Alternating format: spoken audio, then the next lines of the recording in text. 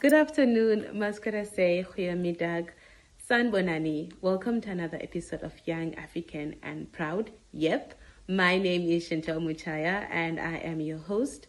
On today's episode, we're going all the way to the UK where we are meeting a Sierra Leone-born young lady who's making waves in the community development sector, academia, and as well as being a businesswoman. Who am I talking about? Well, I am talking about the founder of the World Changing Center, Bernice Langley. And the World Changing Center is aimed at providing members of the community, especially in marginalized communities, with access to basic needs such as healthcare, education, sanitation. Yes, in this day and age, there are members of diverse communities that don't have access to clean water, and having access to clean water is a basic human right. So through her work with the World Changing Center, Bernice supports diverse communities in Sierra Leone to ensure that they have access to those basic needs.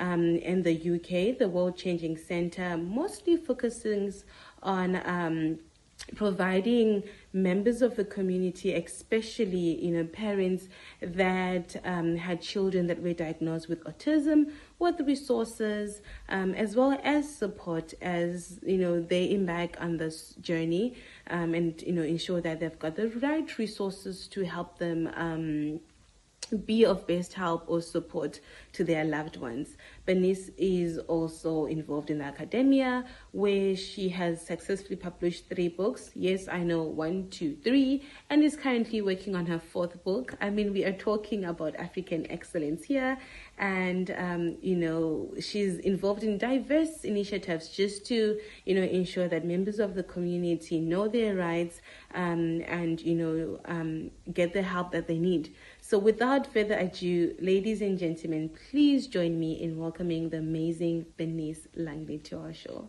Thank you, Chantal, and thank you for having me today. So for those that are wondering, who is Bernice Langley? Who is this gorgeous lady that's sitting on the other side of the screen? What do you have to say to them? Bernice is a specialist in autism. Bernice is a feminine woman. Bernice like children and young people. Bernice like self-love. Bernice like spa. Bernice like entertaining children and young people. That's my passion. Bernice love herself.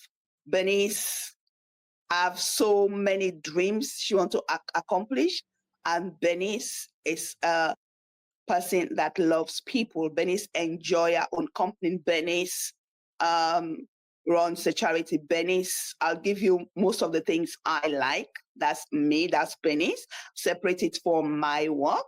So Bernice, because sometimes when people ask us, tell me about Bernice, it's challenging to know who you are. I'm a self-reliant woman. I am a go-getter. I am productive. I am also a hardworking woman.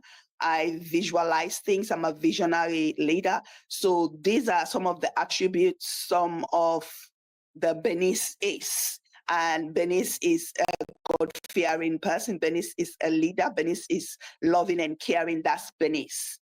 So to separate that who Bernice is, again, when it comes to my work ethics, Bernice work as a CEO for World Changing Center. Bernice writes books. Bernice teach parents who have children with autism. And Bernice work as a community leader as well. So that's my job. Such a phenomenal woman, and there's such amazing, wonderful qualities that indeed make you who you are. So for someone who's wondering, yes, the World Changing Center, the name itself is very catchy. It has a lot of impact. But what is the World Changing Center? What does it do?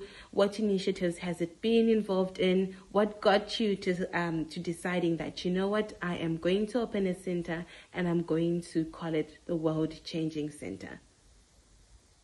World Changing Center is a charity that is registered in the UK but operates in Sierra Leone and also operates in the UK. World Changing Center was designed, the name came from young medical children I used to work with. I have to always remember them.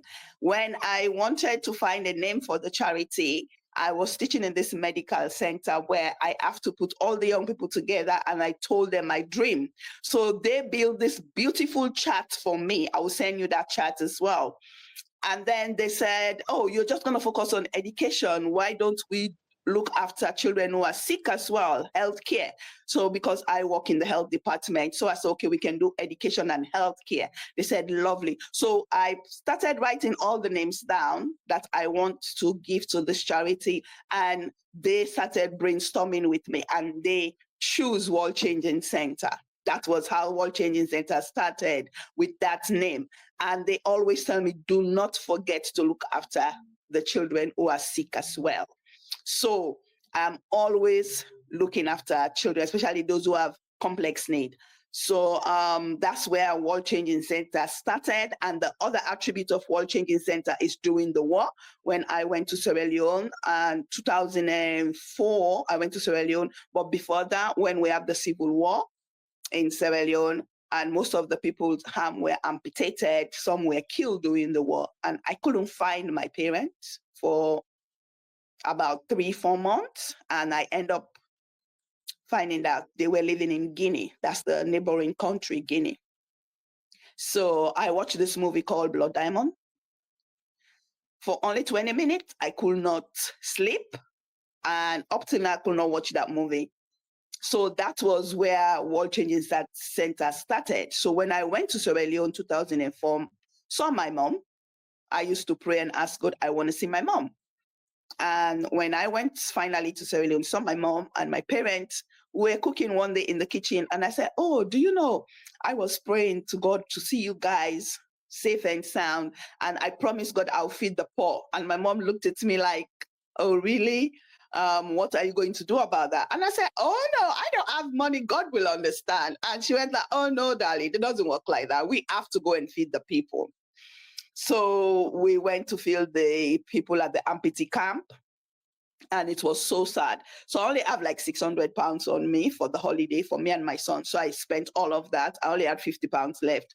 We put rice, oil, onions, little things in bags and distribute them to the people in the camp. I'll send you that video. That was when World Changing Center started.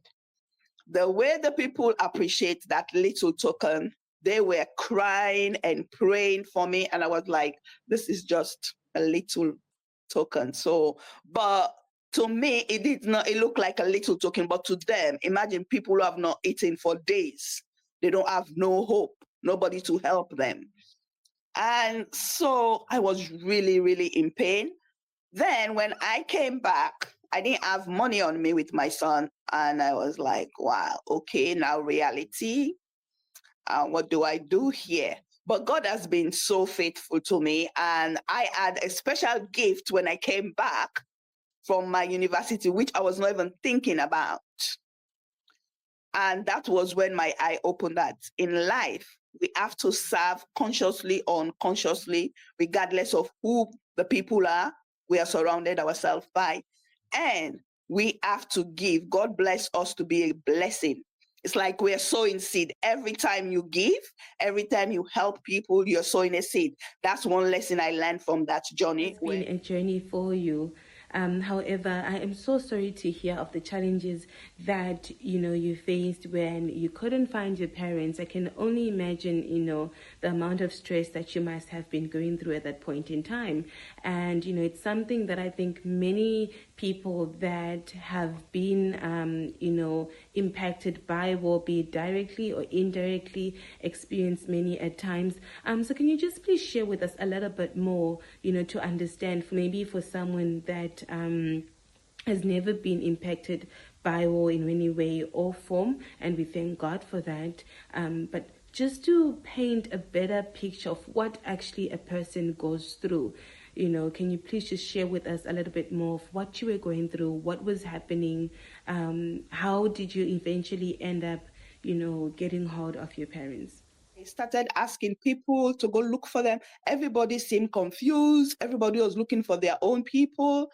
So it was just crazy. And whenever I see war, I just reflect on my situation as well. And I really, really sympathize with people who are going through war and they lose their loved ones. And I'm sure that people that were able to listen to your story, also feel empowered, and now they know what to do. Maybe if they're battling to find a loved one, in a time of a natural disaster. And I really also hope that anyone in a position of leadership, and also just a human being, any person that's listening to this, that we choose to be better at being human, because when we choose to participate in violence, when we are struggling to get our points of view across, be it when it comes to positions of leadership, or if it's just within our loved ones and friends,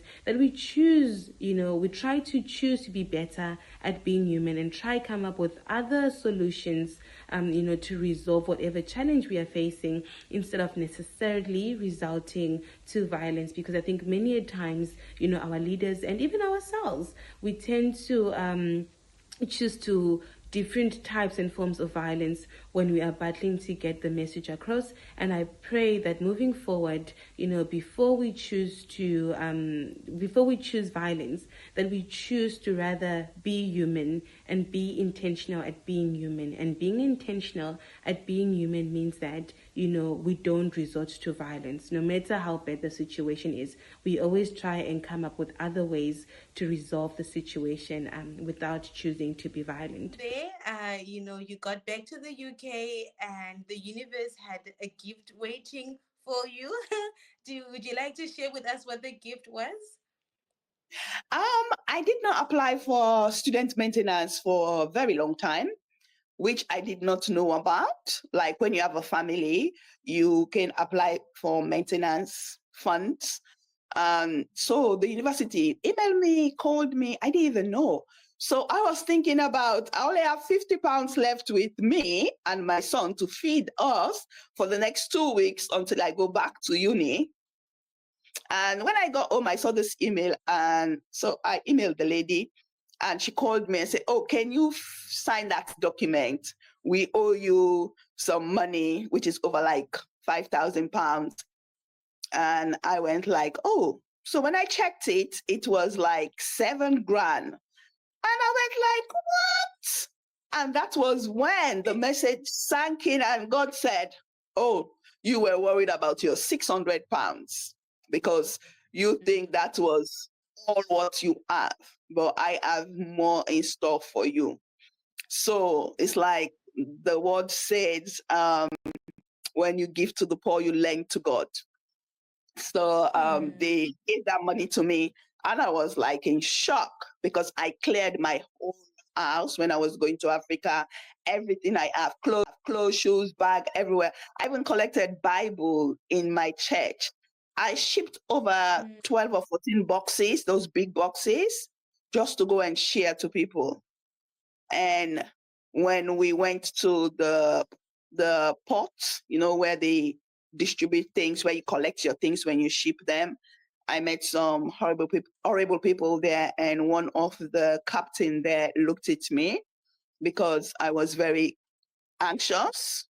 And those boxes, they were trying to overcharge me. And the guy came up to me and said, "What are you doing with all these boxes?" And I said to him, "It's to come and give out to the people in the community. It's a charity kind of thing." This man went to the office and with all the money I have to pay, he said, "You're not paying nothing."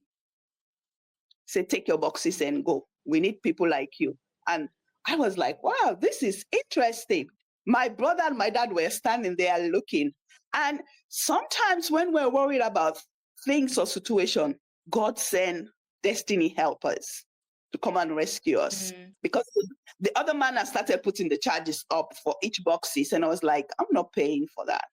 And there was an angel looking at me and said, "Ooh, let's go and support this girl."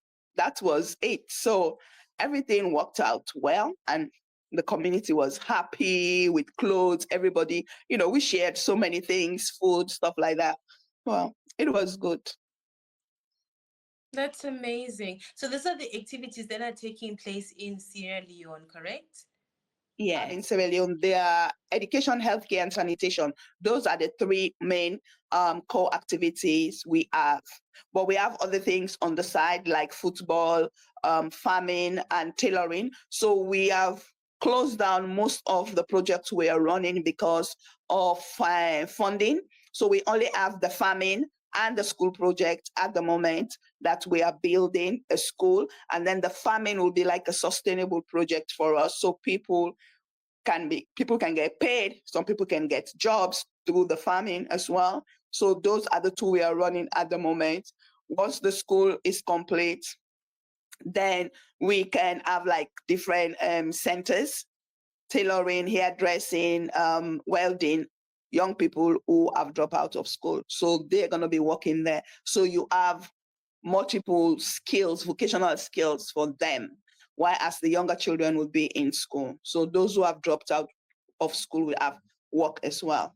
They can do adult You education. mentioned skills development. You really just spoke to my heart, because with the skills that those youth would have obtained within their diverse communities, such as, for example, sewing, carpentry, they're able now to use that skill to empower themselves. They can never, ever, really be in a position where they can say that I am hungry, because through the skills that they would have learned, they are able to, practice it and actually obtain an income, and not only obtain an income, but also empower someone else, because through them empowering someone else, they're ensuring that they're in a position of leadership and power. Sorry for the background, those are the hadidas, which is a bird that is commonly found in South Africa, and it has quite a strange cry, I tell you. However, so with the skills development, right, they are able to go and empower another member of the community and ensure that they are empowered. So it ends up being a cycle of empowering and ensuring that there's also economic growth. So well done, madam, to you and your team on that one. So for someone that's wondering, you know what, I love the work that Bernice is involved in, be it in the UK or in Sierra Leone, and I would love to support her. How can they support you? Um, they can go on our website, which is www.worldchangingcenter.org, or they can check online any social media page for World Changing Center under Bernice Langley. Most of the funding, sometimes we want people to go to Sierra Leone even and volunteer to teach our children. We want people to donate any household equipment, clothes, shoes, books, things like that. And also your skills, because I'm telling you, you can give me everything in life, but if you give me skills that can go into my brain that I can use to feed myself, that's the most powerful for me. Teach them skills that you can do online training. You can go to Sierra Leone. I have a university in Arizona. I did the child trafficking for them 4 or 5 years ago. I did a research for them, and they asked me, what would you like us to do? So I told the university, can you go and teach our children for us for 2 weeks? It was very, very interesting. So one of the lecturer went to Sierra Leone for 2 weeks, and she did teaching session with these children. She was so happy. He said, Bernice, this is the best gift you can ever give to anybody. I say, when you go to the field, you see what is happening, then you will know how these children are struggling with education. So I was very happy when they went to Sierra Leone. I love that. I love that. By people actually volunteering and participating in Sierra Leone, they're also able to have a better understanding of what's actually happening and the vision you have and how they can better assist. So those were the activities that you mentioned that are mostly involved in Sierra Leone. And can you please share with us a little bit more regarding, the activities that's taking place in the UK? In the UK, we work mainly with parents who have autistic children because that's my specialist I'm a specialist in autism, so I work with parents and children. But now we are working more with the parents in the UK, educate them, help them to build that therapeutic relationship with their children and the oneness to understand the child as well. Because sometimes parents don't understand their children when they have autism. And again, because of that culture and religion barrier we have when it comes to this condition, it's a huge struggle for the parents. So our job is to help them understand themselves and the child. Nothing is wrong with the child. The child is just different.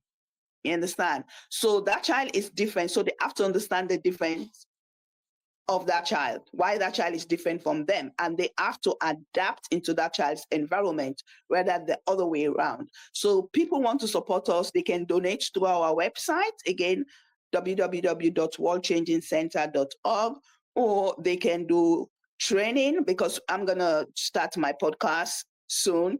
So I'll be inviting different people from Africa as well to share their views. Somebody like you, how do you view autism in your culture? And again, in my book, there are a lot of views there for people who have children with autism, how the society, the culture view these children. So we're trying to reprogram people's mindset, reprogram their brain, not to think the way their culture or people, family and friends have told them, oh, this is not right. Our culture don't know. Let's leave the culture. So it takes a lot of time to educate people and for people to understand that concept when it comes to autism. Not only are you involved in community development, through your work with the World Changing Center, you're also making waves in the academia industry. You have successfully published 3 books and currently working on your 4th one. Can you please share with us, some of the books that you've written? I have 3 books on Amazon, and the 4th one I'm still writing it, which is, the 4th one is Autism and Speech. So speech delay is another confusion where people think autism is linked to speech delay. Children are autistic. Children who have speech delay is because of they have autism. I have done a lot of triangular research. I have asked people questions, and my son experienced as well, where he had speech delay, but he speaks now. So speech delay is not linked to autism. There is nothing connected with speech. Sometimes it's part of the spectrum, but I believe that when a child is born,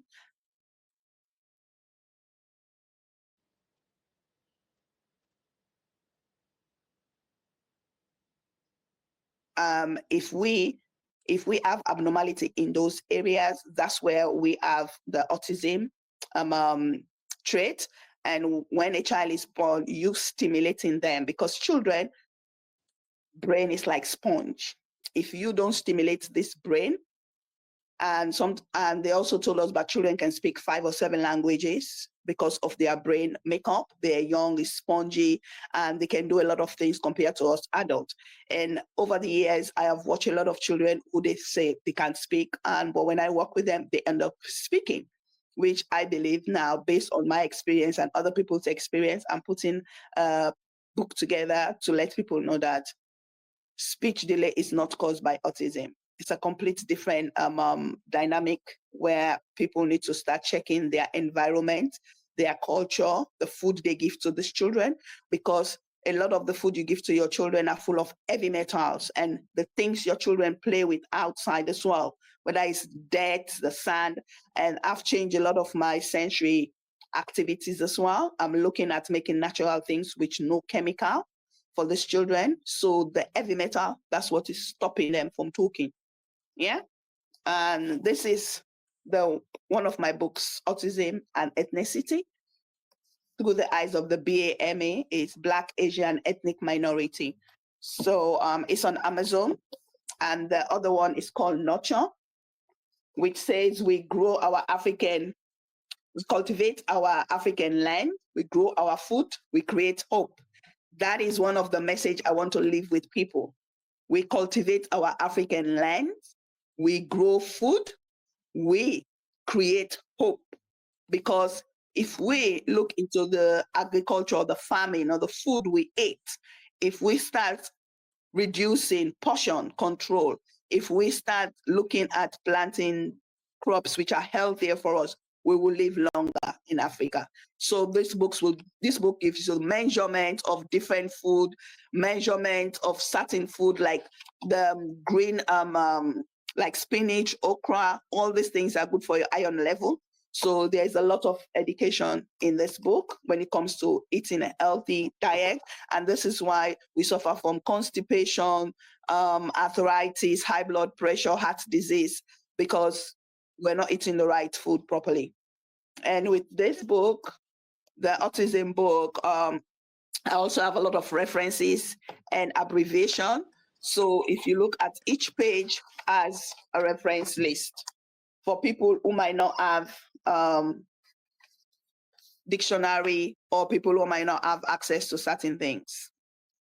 Yeah, so it's helpful when you're reading, and the abbreviation will give you a lot of the names, the meaning of each name: ADHD, attention deficit disorder, autism. And I just recently heard that autism now, what they do is, some people said it's not autism spectrum disorder, it's autism spectrum condition. So we are fighting with those two right now, the difference between the disorder and the condition, but that's another message again. For now, we've gathered that you're in community development, you are making waves in academia, but we are still to explore how you're an entrepreneur. I mean, I was looking at the top that you're wearing. I'm not sure if it's a top or a dress, but it is beautiful, and I just love the vibrant colors and patterns. So can you please just tell us a little bit more about your work as an entrepreneur? Okay, because of my specialty in autism, I learned that colors are very therapeutic. Colors are very stimulating. Anything to do with color, it boosts your energy as well. And color help your visibility and safety. It also help your creativity and inspiration. And it also helps self-expression. Because when you wear all this bright color with what I've just said, it helps the people around you, the energy flow. Even whatever you were saying, the color coordination, the colors around you, the clothing you're wearing, the bright colors, I've learned that is very attractive. It draws people closer to you because it's like a light. Yeah. And when people age and style goes together, I'll put it that way. For me, that's how I deal with my color coordination. I like bright colors because it's very stimulating. And even with the children I work with as well, if I wear bright color clothing, they will just stand there staring, looking at the clothing I'm wearing, and they will touch it. And I like soft material as well, bright color, soft material. So it's very sensory for me. So that's and and you've got an event coming up soon where you'll be selling some of your beaded jewelry, your clothes, your shoes that you raised in an attempt to raise funds for your organization. So can you please tell us a little bit about that? Where can we view some of the stuff that you'll be selling on the day?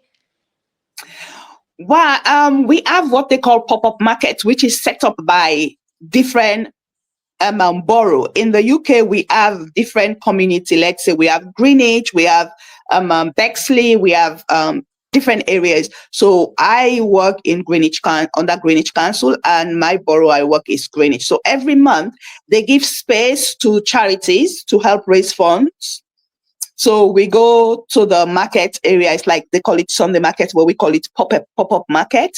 So where you can go buy things, where you can sell things to raise funds. So we sell beads, chain, we sell African clothing, we sell material, we sell children clothing as well. We sell both secondhand and new stuff for both children and their parents as well. And we also make craft work at the training, the autism training. So we've got the Easter Bunny art where the parents made for us. And we also have a lot of these beads, which we make. Let me see. I don't think it's far away from me. I will send you a picture of the Easter Bunny art. So it's very beautiful. The parents created them. And we also have handbags which we're making. And we have crochet. Somebody is teaching us how to crochet. So the crochet is very important for the parents. And most of them find out that when they crochet now, they sit at home rather than watching TV or on their phone. The crochet they're making, they make table mats, they make blankets, they make a lot of funny things. And when they bring it, they say, oh, this has taken me away from all the distraction. I say, good, now you're talking.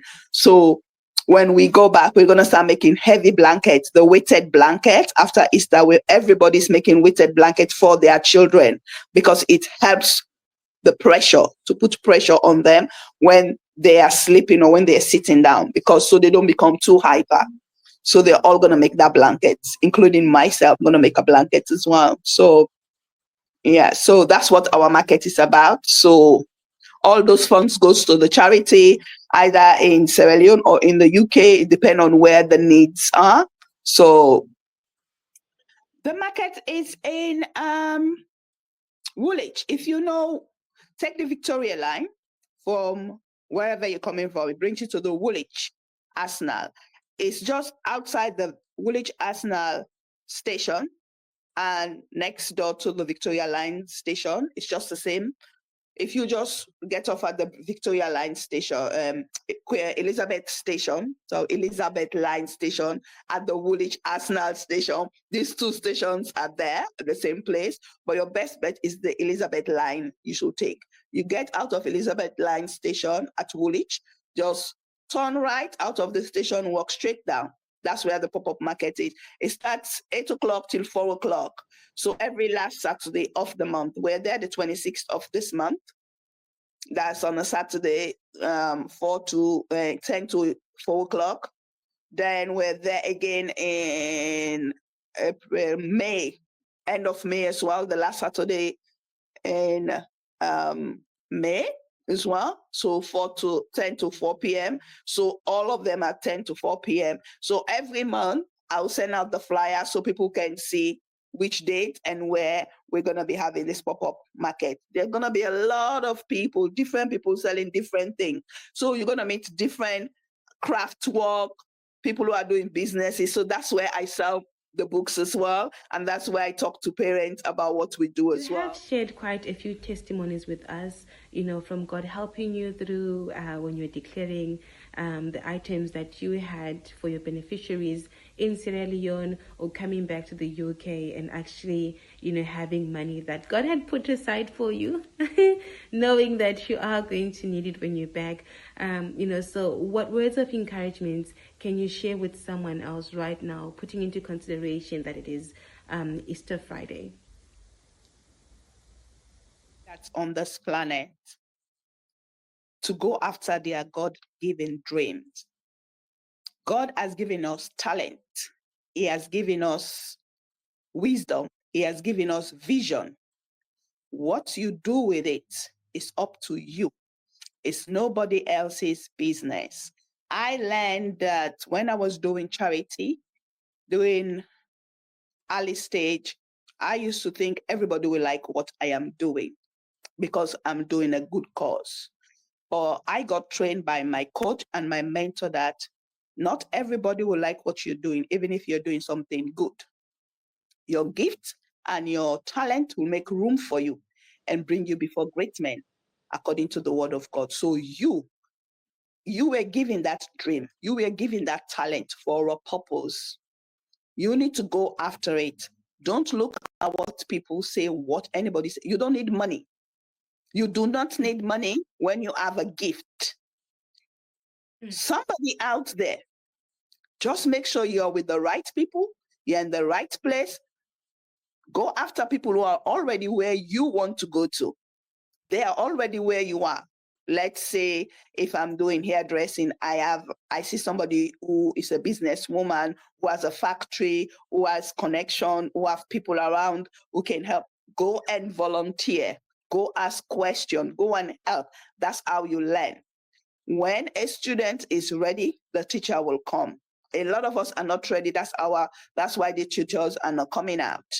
And we have to do it with passion, because people ask you questions and they look into your eyes, they look at your body language, you look at everything. If there is no passion, they will not invest money in you. Another thing, what will you do even if they don't pay you? That is your dream. That is your vision. That's your passion. For me, even if you don't pay me to look after children, I love children. Since I was age 8, that's when I found my vision and my purpose is with children. So even if somebody doesn't pay you, will you do it? Yes. If you find that thing, then that's your vision. Go after it. It's going to be challenging, but trust me, you will get there and you will have a story to tell like me, and you will write a book. Make sure one of the legacy you leave is write a book. Find somebody who can help you. I'm here if you need help, okay? Write a book or write a journal, write an article about yourself, what you do. Do it, small beginnings, small steps. Everything is possible. Everything in life is possible. That's all I have. And Christ died for me and you. Do you know what it takes? Will anybody die for you? Nobody will die for you. Nobody will die for me. So the graveyard is full with regrets, people who have died. I wish. Don't do I wish. Just do it, like Nike say. Just do it. As of today, wake up in the morning and say to yourself, I am going to do it. Whoever have to leave me, they should leave. People like when you are on the same level with them. The moment you move up, they will not like you. So you have to be very careful with the people around you. Most of the time, the reason why we can't go after our dream or achieve what we want to achieve, we have the talent, we have the ideas, but we are sharing it with the wrong people, the people who suppress us, the people who tell us, oh, you can't do it. Why will you not? Why will you do it? Look at you, look at the environment. No, you are in charge of the environment. What you give to the environment, that's what the environment gives you. Energy is everything. Go out and do it. Do it. Small steps. I couldn't agree more. Madam, thank you so much for taking the time to inspire us, and just share your journey with us on this beautiful, special Easter Friday.